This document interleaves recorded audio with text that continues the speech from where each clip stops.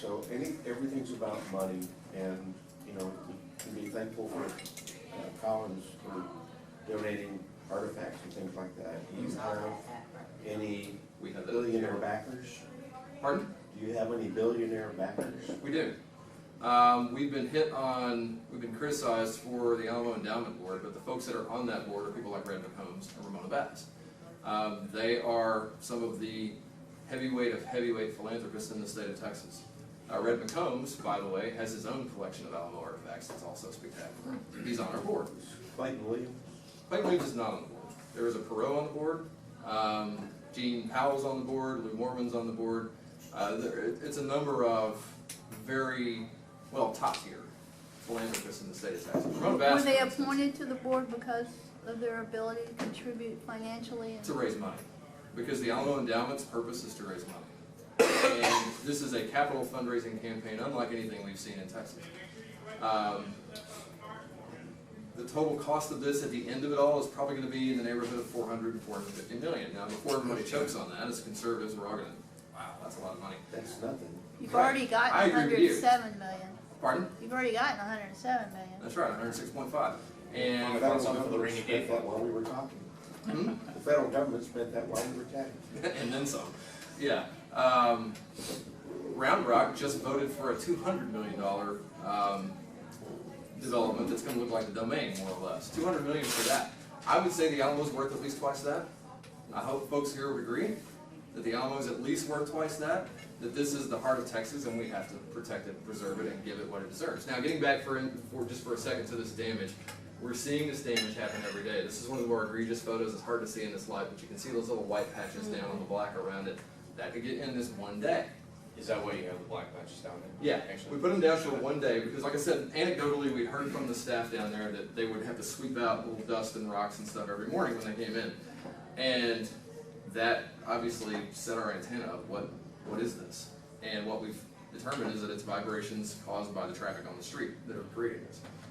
politically, do you foresee the city of San Antonio kind of using this as leverage in order to get certain concessions from the state, monetary concessions? That has not been part of the discussions. Okay. It really hasn't. Good. I mean, that's yeah. it's good to know. It's easy to bash San Antonio's leadership, and as a political conservative, that's where I stand. All right, I work for Michelle Malkin. How politically correct could I be? But the city is a major stakeholder in this, and we're working with them, and they're working with us. They understand the Alamo's importance. And they understand that getting back to the battlefield, getting back to 1836 is right for everyone. So they're working with us on this. It's easy to draw a relationship between that street and the dust we're seeing, but there's got to be other streets in San Antonio. How do we know that closing that one street is going to alleviate this problem? Yeah, what's the closest street? It's the closest street that allows major traffic such as these buses and trucks. So if there are other streets involved, they're farther away. And that's always possible. But we know that that street, for sure, is causing this issue. I want to go back to companies involved. Sure. You said, well, I bring up that Preservation Design Partnerships in PDP, Philadelphia. Okay, so that was the company involved in the master plan, and now you say it's George P. Bush. Well, okay, it's not him personally. Who is responsible for the plan? Is there a company? Is it one of these boards? Are you asking who wrote the plan or who implements the plan? Well, is there any further work going on the plan? Is it going to be changed from what that Philadelphia guy did? The plan is set now, and the plan does 5 things. Is it different from what the Philadelphia guy did originally? No, it's that plan. It's just. So it's still finished. his plan. It's a So that's the plan finished now. product. And Okay. his plan, let me just go ahead and read. Okay, and Mexico City was involved. Go on. There's a group from Mexico City involved in that. Yeah, they're the landscapers. The group with the Decino to preserve the site's bicultural nature and honor those of Spanish descent from 1724. And I guess what I'm getting to, are there any Texas companies that were hired? Fisher Heck. Fisher Heck. And what's They their are one of the responsibility? leading architectural firms in San Antonio. The master plan, which has been derided by many out there, some intentionally, is 2 things. It is first, the deepest historic study of the Alamo site that's ever been done. It goes back to 1718, looks at the first structures that were built there, the first purposes they were built for, and Fisher Heck actually did an incredible job of tracing the changing footprint of the Alamo over time. And we have that research that they did. A part of that study was doing laser scans of the Alamo, so we would have a true and accurate 3D model that's photorealistic, which we have.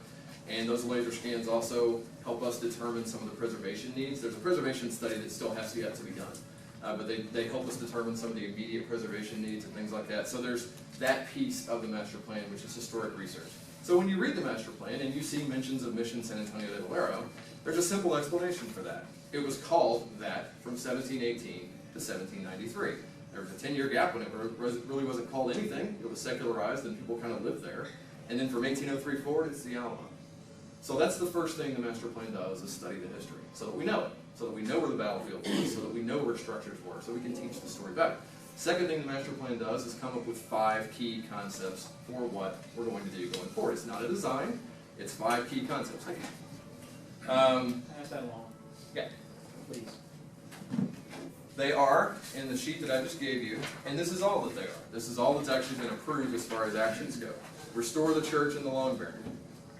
I hope no one has a problem with that.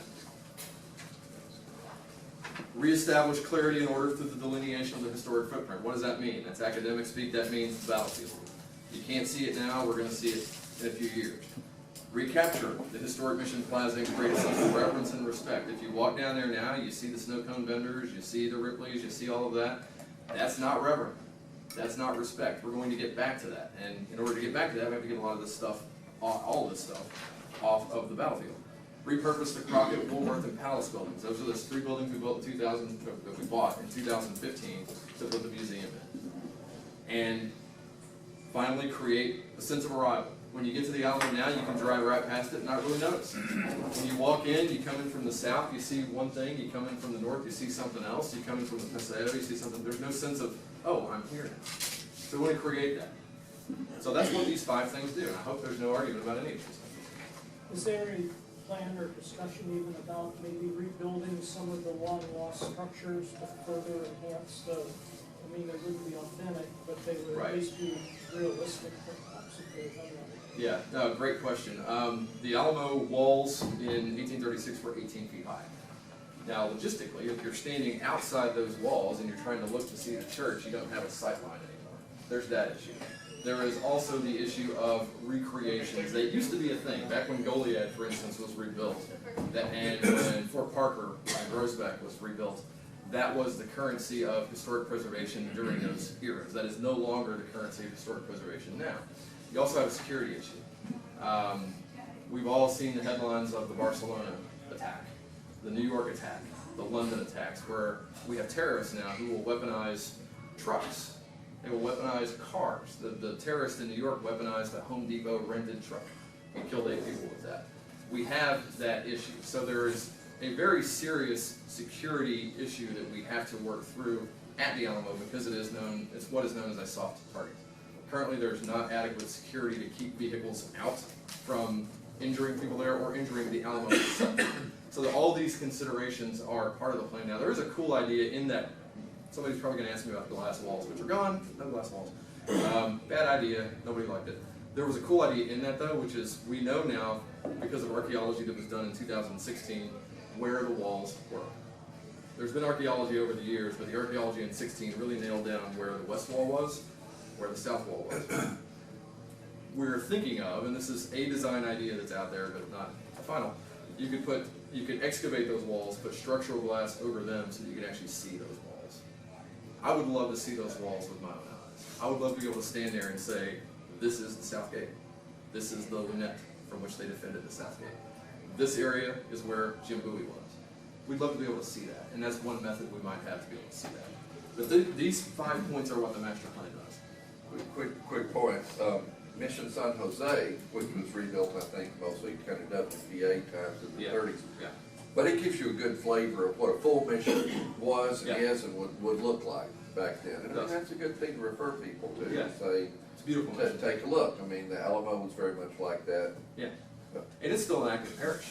You can go there on a Sunday morning and there's still worshipers there, which is fantastic. It's, if not the oldest active parish in Texas, one of them.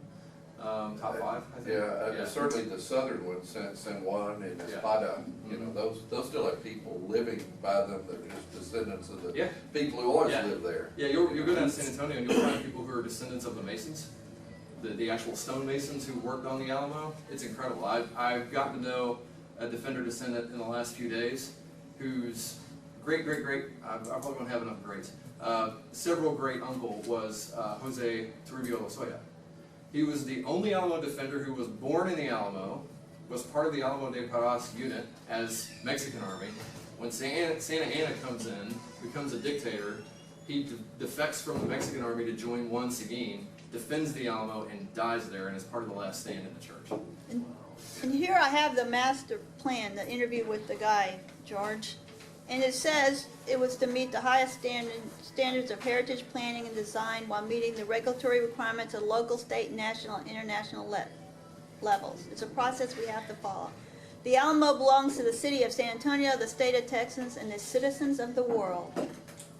The site has a documented history of thousands of years. That's what they want to implement. And it No, it's says, not. this is from the plan. This is from George. This is the plan. You said the plan hasn't You're taking a quote, changed. this is the plan. You said it hadn't This is what was changed. finally approved. But then You're it's talking the early changed. draft. George's was a draft. This is the plan right here. Well, this is where the concern comes from, because he says, ultimately, our collective goal when the master plan is completed and implemented by the Alamo would be a place that provides a transformational visitor experience, like transforming America. Respecting its thousands of years of documented history, the history represents the convergence of several cultures and events. A world-class American city developed offering a lesson about multiple cultural dimensions and layers can coexist in a unique way. So there is a force out there that wants to not have what you are telling us. We're for what you're telling us. But they're dealing with Texans. Exactly Pardon? right. Well, there's a lot of people in We're- Texas they're- that aren't Texans anymore. They're dealing with Texans, we're dealing with Soros and the UN, so And we don't like Soros. sometimes the bad guys win. Occasionally, but not here. Well, we'll see. Yeah. And that depends on the city of San Antonio, it depends on what George P. Bush is really Right. up to and who Yeah. he really, honors or recognizes Yeah. or does the bidding of. I mean, that's what matters. And people are watching.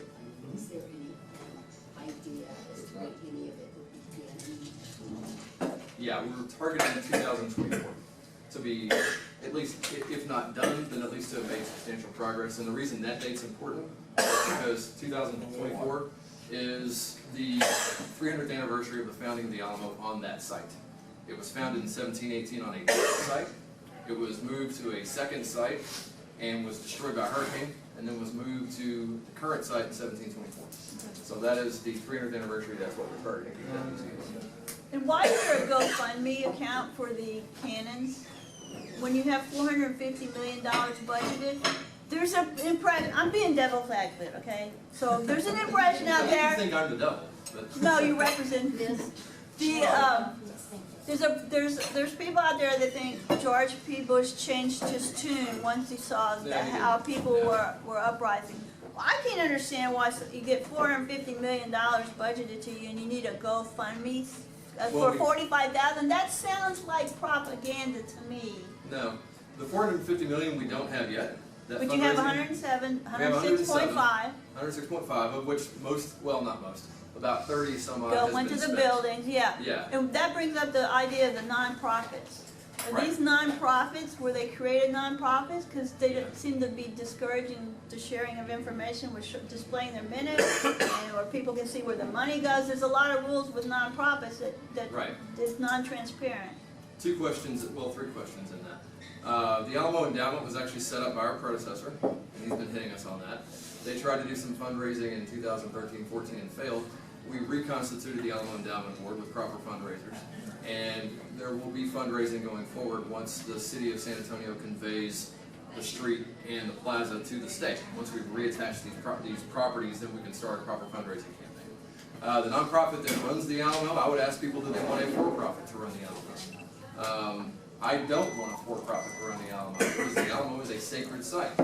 And what you would get with a for-profit is a profit-minded operation. What you get with a non-profit is fidelity to history. With no transparency. We're getting transparency. Every dollar that is spent there is tracked through the state. There is an account. Is it visible to us? Yes. Is it It's on the visible to GLO us? That's the website. question. Yes. We see that. Give us the On the GLO website. website Give us and the website. You know, txglo.org. It's on there. yeah. We are compliant with Senate Bill 20, which was passed in 2015. Senator Jane Nelson spearheaded that effort, which enhances transparency among state government agencies. That bill was really started because of the scandal at HHSC, the Jack Stick scandal, that some of you may be familiar with. What that bill makes us do is post every single contract on our site, and we do.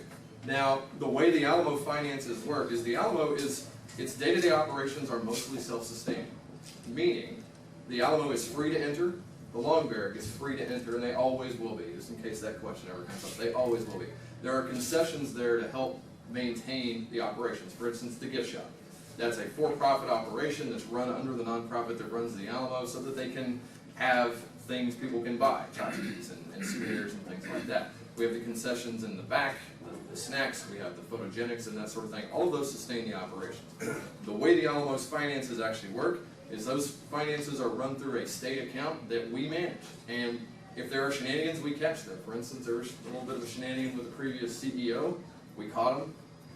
He's not there anymore. And they were very small, but we caught him. We have oversight. We have very strong oversight on this. And yes, because of the way Senate Bill 20 works, and because of the way this account works, how it goes through the comptroller, it's all public. And we have reported repeatedly to the legislature that it is all public. And What I'd like to ask and just put on the table is really, is the GLO and George B. Bush, whatever, totally committed to total transparency? Yeah. And not just this account or this management, but everybody that's involved, and the nonprofits and the UN and just everybody that's got a, and I doubt that is true if I know Texas politics and just politics, things in general. But you know, I mean, you're being as transparent as you can be or want to be, but we're talking total transparency. We are. So that's the real question. the question of the minutes. And is it online and visible, open meetings acts, all of it? You know, all of it. Yeah, I mean, The whole thing. we had 10 public meetings throughout this process when people could come at any time and speak. Well, I'm on talking it. about ongoing. A meeting, Yes. those meetings are over. I'm talking about right now, online, visible, total transparency. Yes. And just I'll add my one thing. And I don't think you guys. I mean, you barely mention them in a fairly nice way. But you know, to not honor the Daughters of the Republic of Texas is really shoddy. The Alamo wouldn't be there, and Long Barrack certainly wouldn't be there, were it not for what the Daughters of the Republic of Texas did, you know, 1900, 1905. And you know, they managed as well as they could. They're a bunch of old ladies, but I know what they did, and they managed it very as well as they could. You know, the Alamo immediately, and to dishonor them irritates the hell out of a lot of Texans. So if y'all don't, honor the Daughters of the Republic for what they did for 80 or 90 years, there's some people who have a real beef with you. So that's another piece of transparency. Do you know about the investigation? Let's talk transparency for a second. Do you know about the investigation that then Attorney General Greg Abbott led in 2011 and 12? I know a lot about the daughters, and I know there are a lot of ditzy old ladies, and I know that things deteriorate. Your words, not mine. My words well, about I know daughters the are things that they deteriorate. saved I'd like to the hear about it. Yeah, Okay. go ahead. In 2011 and 2012, after many years of serious allegations of mismanagement on the part of the Daughters of the Republic of Texas, then Attorney General Greg Abbott, now Governor Greg Abbott, led an investigation. It was 1.5 years, so a year and a half he investigated. He found that there were serious issues of mismanagement going on down there. Two of the bigger ones. Describe it. Two of the bigger ones were the commingling of private and state funds, which is illegal. They also attempted to trademark the Alamo trademark, the roof line, the name, the Alamo, for their private organization, not the state. They used state funds to attempt this trademark. When the state found out about it, the GLO found out about it, we told them, well, not my administration, the previous, told them to stop. Not only did they not stop, they fought us in court. They fought the state in court over this trademark that they wanted to own for their private organization they were going to use to sell. They also attempted several fundraisers that did not work, that failed, and they paid a huge amount of money to a very large agency that was wasted money. There were numerous issues like this. Their record keeping was not in keeping with what you would expect from a historic site of this nature. The issue with there are a couple of issues here. One is they say the Alamo. There will always be some place of honor, and as we move forward, You gotta give them that honor. we are going to. And as we move forward in this plan, they are going to have a place of honor because we recognize they saved the Alamo. We would not. So that's done. Yeah. They That's were- where we they were are. just- And we they were actually have a displaced. better relationship with them now. Now They, that that's all they over. were displaced, and you know, an organization like that, I knew a lot of daughters for a long time. Yeah. Um, They're a great organization. You know, what the daughters were doing in 1930, 1950, 1970, every 20 years it totally changes. So, I Yeah. mean, if the daughters were doing screwed up things in 1990 or 2000, it is what it is. But 2011. y'all ought to honor them. No, you're right. And And we're it's going to. really lousy. I would encourage Things that y'all people. don't. I would encourage people who wish to take a side on these particular issues to read the investigation. Just read the investigation. Go into it with an open mind and read what the now governor. Well, but that's a slam at what they were doing at the end. So fine, but that doesn't erase what they were doing in It doesn't. 1910 and 1930 and Absolutely right. 1950. So what was the purpose of the GoFundMe? The purpose of that was to raise a little bit of money to restore some cannons that were used in the battle. Can I finish?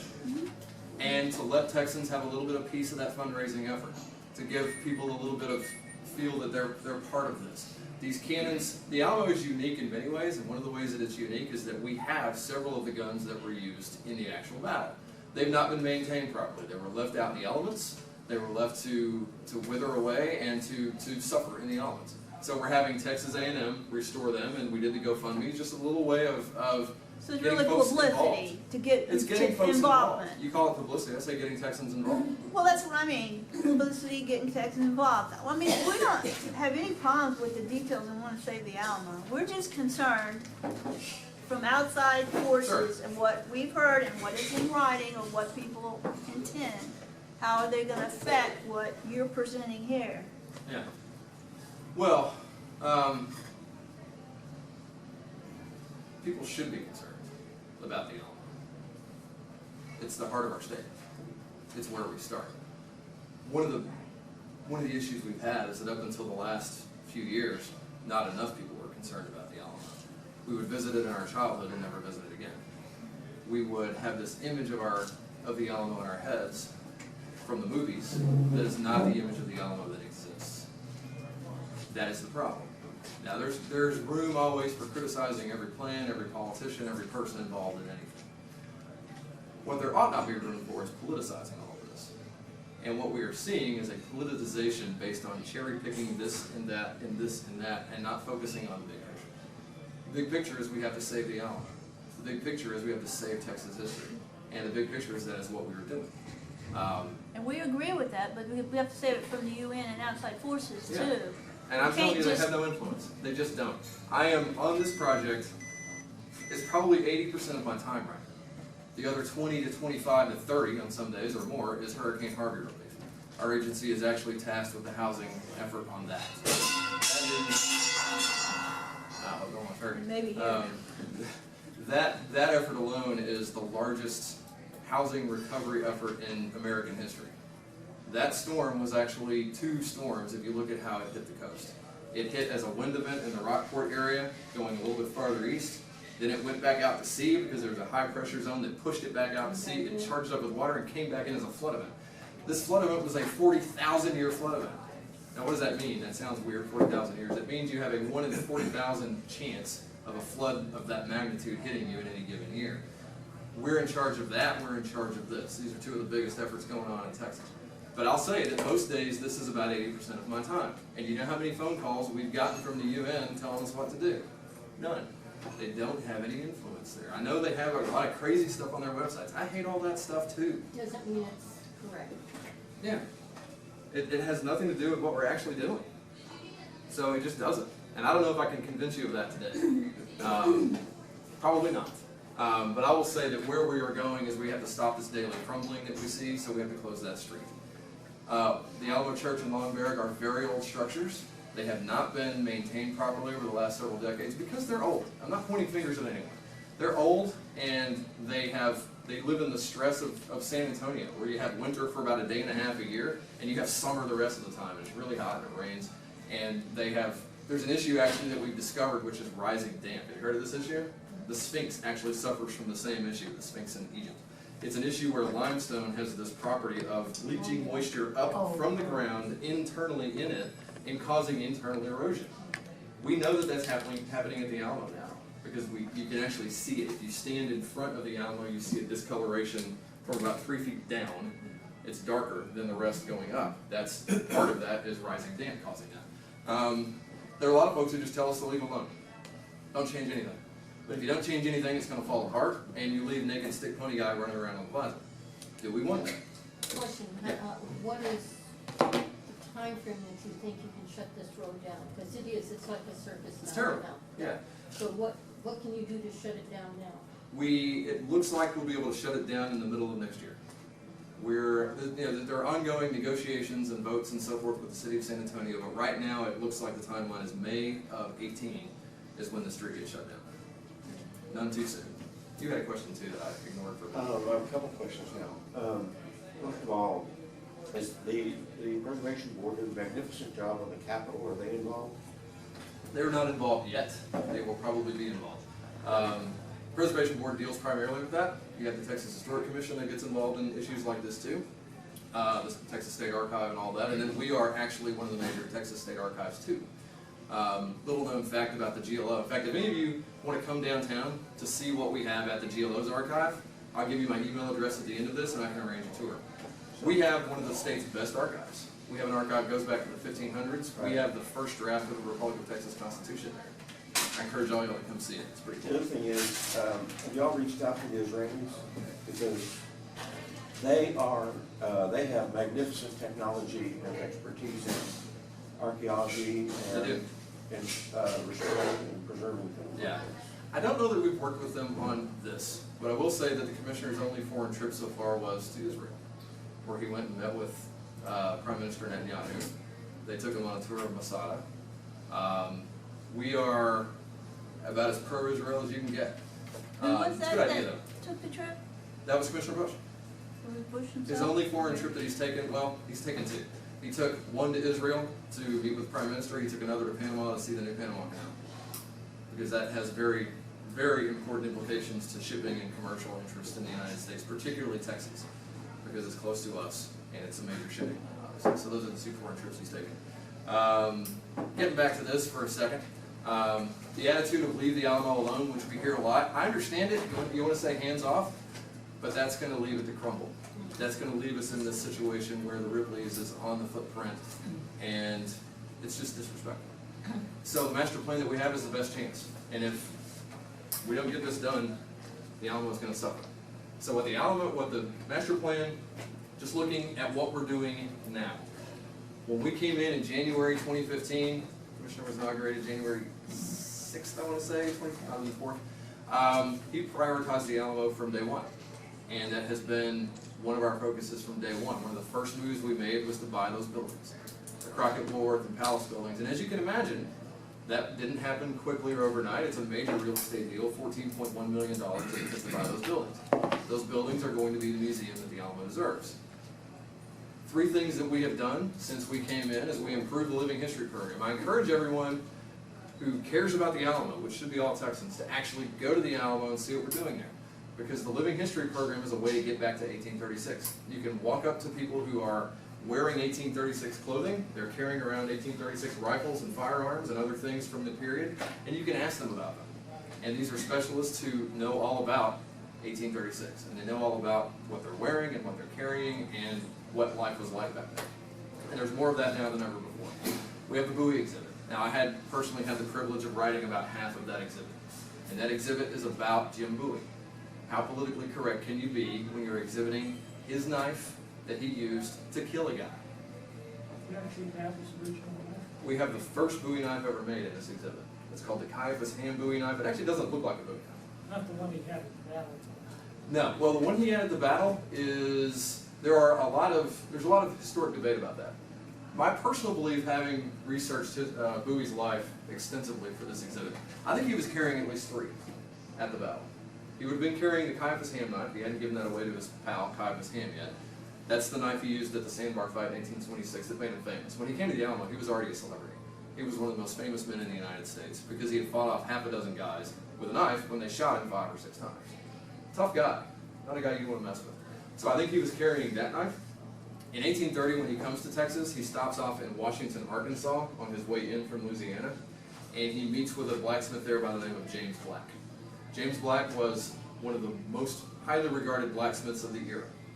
His steel was especially highly regarded. In fact, he kept his process a secret.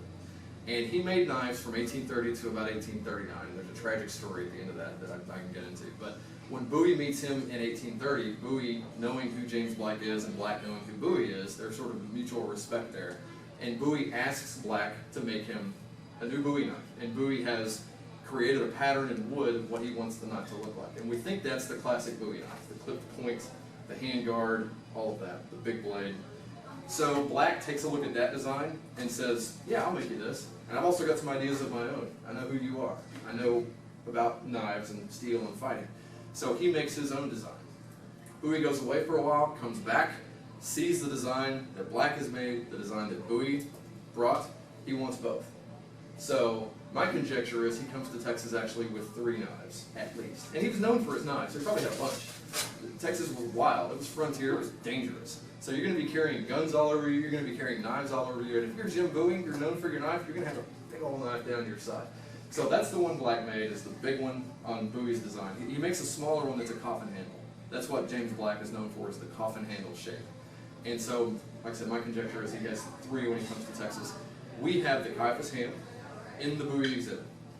The other knife that Black is thought to have made is now called the Musso knife. You may have heard that name. Joe Musso is a very well-known collector of Texas history artifacts and particular knives. He acquired this knife in about 1970.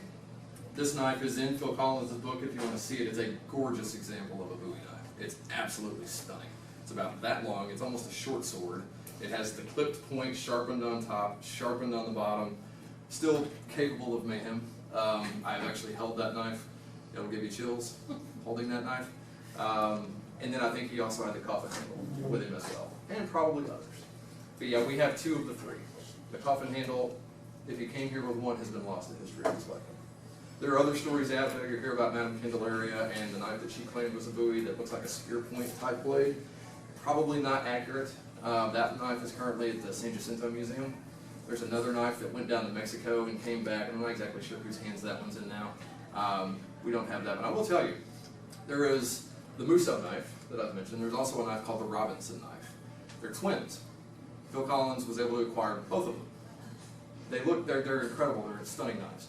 And there has always been some debate over when they were made, where they were made. There's been metallurgical testing on them that does date them to the 1830s, and the clays that are in the blade fit Washington, Arkansas. So there's good empirical evidence that they may actually have been made by James Black. The second knife, the Robinson knife, is a knife that Jim Bowie gave to his friend, James Robinson. No one had ever really done testing on both of them. We brought a blacksmith who we worked on this exhibit with, who actually created pieces in the exhibit. He's an expert blacksmith, and we had him, sort of as a treat for him, because he helped us out in the exhibit, we let him hold both knives, and just asked him what he thought of them as knives. And he said, well, I can't tell you just looking at them when they were made. That would require much more scientific testing. What I can tell you is they were made by the same hand. The same person made both of those knives. The stories you run across when you're working on the Alamo are pretty amazing. So I would say that folks should go look at the Bowie exhibit and see what we're doing there. It's not politically correct. We talk about Bowie's history, we talk about his celebrity, we talk about his knives, we talk about the sandbar fight that made him famous. He's the original Indiana Jones. He's one of the great stories that we have. And our other priority has been to preserve the Alamo. We came in, found there was a lot of maintenance that just hadn't been done. About $5 million worth that we had to do immediately, and we did. Well, politically correctness is a tool used to manipulate the people, so we're not politically correct. Yeah, I hear you. So I know I'm among my people here. I know that. I'm right with you there. In fact, my mom wears a shirt exactly like that. So what we're doing now, going forward, just to wrap up the PowerPoint part of this, is we're preserving the church and the long barrack. They're the only structures we have from 1836. This is a tragedy. If we lose them, we lose them forever. We cannot let that happen. And we won't. We're closing Alamo Street, reunifying the battlefield of the Alamo for the first time in 100+ years.